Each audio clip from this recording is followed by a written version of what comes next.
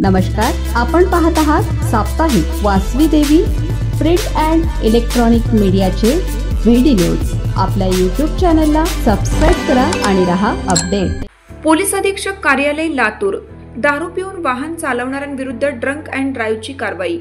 Police अधीक्षक अमोल तांबे, upper police अधीक्षक मंगेश चव्हाण यांच्या मार्गदर्शनात रात्री 11 नंतर विनाकारण फिरणाऱ्या टवाळकी करणाऱ्या टवाळखोरांवर कार्यवाही करण्यात येत असून 13 जुलै रात्री उशिरापर्यंत रस्त्यावर फिरणारे दारू पिऊन वाहन चालवणाऱ्यांची तपासणी करण्यात आली।